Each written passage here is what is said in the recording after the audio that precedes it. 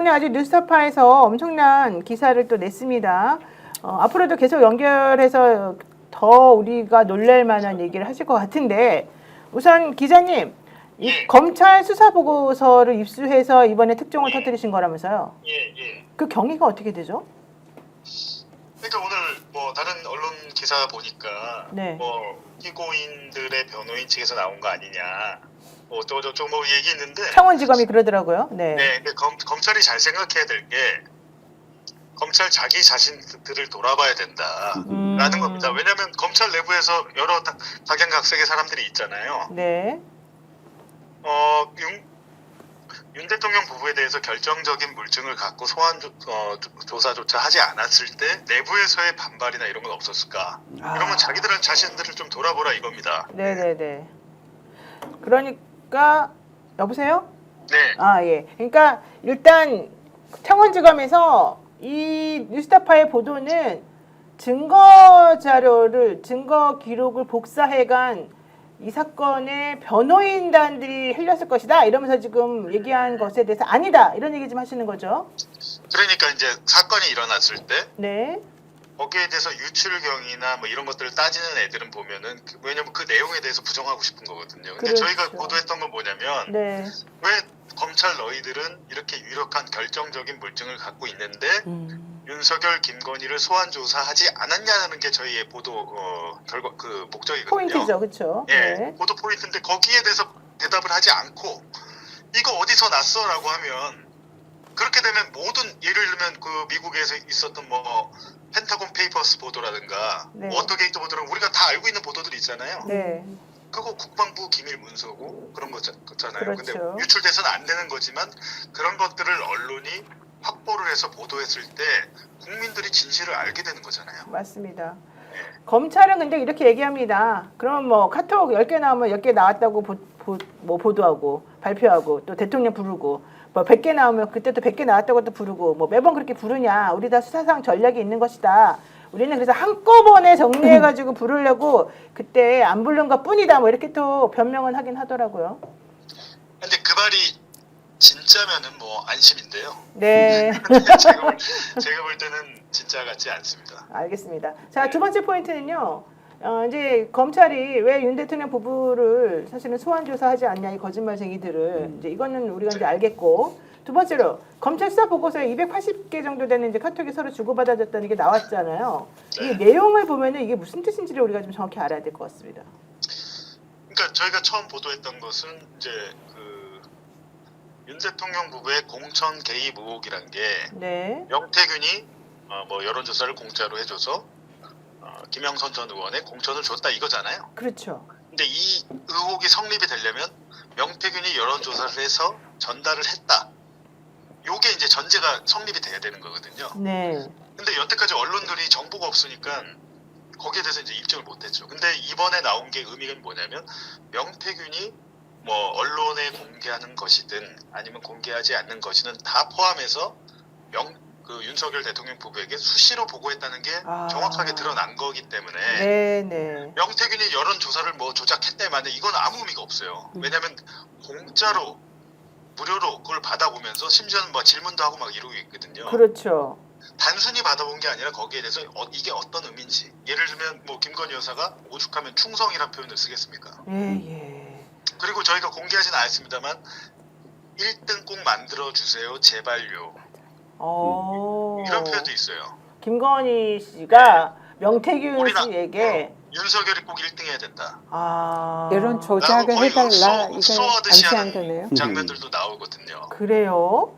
네. 와. 그러니까 제가 볼 때는 단순히 뭐 여론조사, 그러니까 명태균식의 여론조사, 네. 특히 수치를 조작하는 걸 떠나서 국민의힘 책임당원 뭐 명분을 갖고 했잖아요. 네. 거기에 대해서 그러니까 예를 들면 뭐 윤석열 대통령 그거 몰랐다라고 해버리면 모르겠는데 보니까 모르지 않아요. 이 사람들이 대화하는 걸 보면 명태균이 어떤 식으로 여론조사를 조작하거나 아니면 국민의힘 책임당원을 상대로 표본으로 해서 여론조사를 돌렸다는 걸 알고 있습니다. 네. 그렇기 때문에 저희가 이게 결정적인 아주 중요한 물증이라고 보는 거고 사실은 이제 정상적인 검찰이라면 이런 걸 보고 불러야겠죠. 그렇죠. 아니면 최소한 서면 조사라도 했어야 되는데 네. 하지 않았고 내란이 일어나니까 지금 사실상 제가 이제 되게 화가 나는 건 뭐냐면 강혜경 씨만 왜 그렇게 주구장창 불러다가 조사를 하는지 모르겠어요. 맞아요, 맞아요. 네. 강혜경 씨는 지금 기소도 안 했습니다. 일부러 안 한 거예요, 이거는. 네. 네. 그러면서 강혜경 씨를 마치 자기들의 수사 도우미처럼 막 쓰면서 그렇게 되면 사실은 저도 수사를 받아봤지만 개인의 삶은 엄청나게 피폐해지거든요.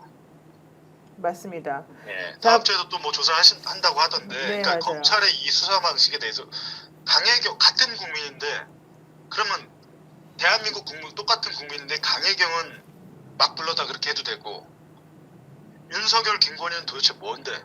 네. 이렇게 결정적인 확실한 물증을 갖고도 부르지 않았냐고 물을 수밖에 없는 거죠, 저희. 그렇죠. 근데 중요한 건 이겁니다. 또 이제 여기서 질문할 거는 물론 정치자금법 위반이니 뭐 공짜로 했느니 이런 것도 중요하겠지만 이번에 우리가 전부 다 왜 윤석열이 갑자기 12월 3일 날 내란 선포를 했느냐, 비상계엄 선포했느냐 이게 사실은 핵심이었는데요. 예. 결국은 트리거가 된 게 이 명태균 게이트 혹은 강혜경 게이트 이런 식의 카톡 내용이 결국은 보도될 것을 알고 좀 한 거 아니냐, 트리거가 된 거 아니냐 이런 생각이거든요. 맞습니까?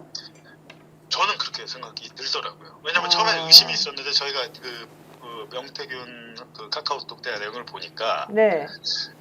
280개 카카오톡 텔레그램 대화에서 이 정도 내용이면 만약에 명태균이 숨겨놨던 그 황금폰이란 거 3대 그리고 USB 하나가 나왔을 때 파급력은 저는 상상할 수 없을 것 같습니다. 네.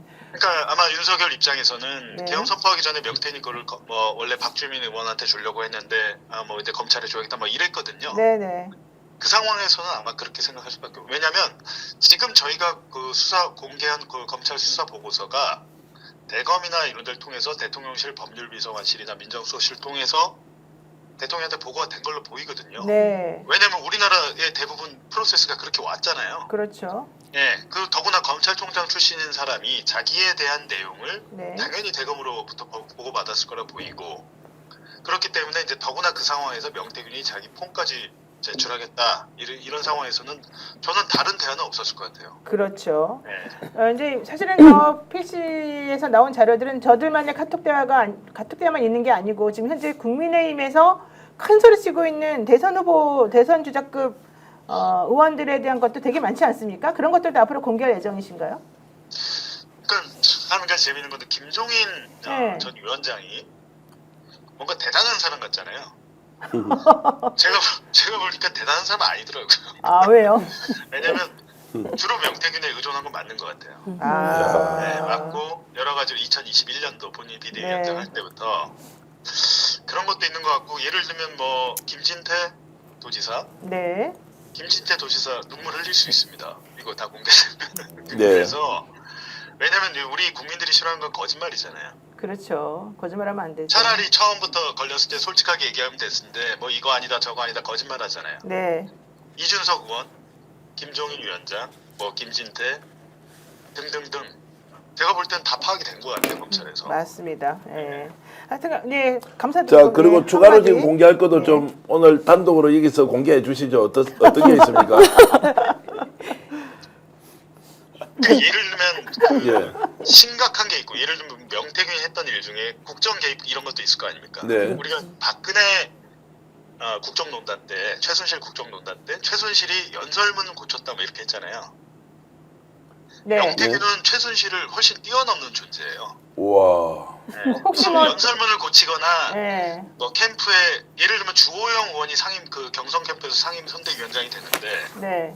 상임 선대 본부장이 되는데 그 명태균이 한 인사입니다. 오. 명태균이 추천해서 이제 대선 후보가 받아들였다 이 말씀이죠. 그런 것도 있고 작게는 어떤 뭐 명태균이 뭐 고성국 TV랄지 이런 유튜브들을 움직여가지고 윤 대통령 그때 윤석열 후보에 대한 우호적인 여론을 조성하는 언론 플레이, 예, 뭐 이런 오. 것들이 적나라하게 나오고 심지어는 해외 순방을 갔는데 순방 현지 일정 같은 게 네. 명태균이 주술적인 조언을 하면서 뒤바뀌는 현상이 나오더라고요. 오, 그게 그래요? 있나 보다. 네. 그 여왕 장례 못 가게 실제 그 카톡 대화에서 그게 있다는 것이죠. 그러니까 뭐 저희가 창작한 내용은 아니고요. 여기 예. 있는 대로 말씀을 드리는 건데 명태균의 어떻게 보면 약간 주술적인 저희가 봤을 때 그러니까 합리적인 근거가 없는 네. 뭐 예를 들면 꿈 얘기, 자신의 꿈 얘기 뭐 이런 거래요. 네. 꿈 얘기를 하는데 순방 현재 일정이 바뀝니다. 가능성이 높다가 아니라 실제로 윤석열이 비상계엄을 선언하는데 결과는 예. 일어났어요. 그렇게 현재 일정이 바뀐 게 결과는 일어났는데 그때 딱 나눴던 대화를 보니까 명태균이 비행기 타지 말라고 한 거예요. 아, 그동안 이제 설로만 존재했던 게 결국 증거가 있다는 얘기이시군요. 예, 알겠습니다. 결과적으로는 예, 예. 명태균이 예. 자기에게 불리한 거, 뭐 내가 여론조사 보고서를 조작했고 이거를 윤 대통령 부부에게 줬고 김영선 전 의원이 공천을 대가로 받고 요거만 부인하고 있고요. 네, 명태균이 언론사 기자들을 만나서 막 호언장담한 거 있잖아요. 네. 대부분 사실입니다. 아, 대부분 사실이라는 게 이제 공개될 걸로 보고 저희들하고는 다음 주 화요일 날 봉 기자 오후 1시 10분에 나오시기로 했죠. 그때 뵙고 제가 자세히 말씀 나누겠습니다. 알겠습니다. 알겠습니다. 네. 오늘 말씀 고맙습니다. 네, 고맙습니다. 네. 네. 아, 이거 진짜 충격적이네요. 지금 우리가 이 구테타 직후라서 이 충격에 대한 이 민감도가 떨어져요. 민감도 떨어졌는데 사실 이렇게 기자질 해먹는 사람 입장에서 보면 이거 평생 한번 쓰기 어려운 기사예요. 지금 너무 충격적인데요. 이게 최순실 게이트에서 결국은 이게 꼬꾸라진 게 그 컴퓨터에서 연설문 수정한 게 나와서 사실 그게 직접적이었던 것이고 네. 그거 뭐 탄핵 사유에서도 그거에 거의 뭐 키였는데 지금 그 정도가 아니네요, 이거.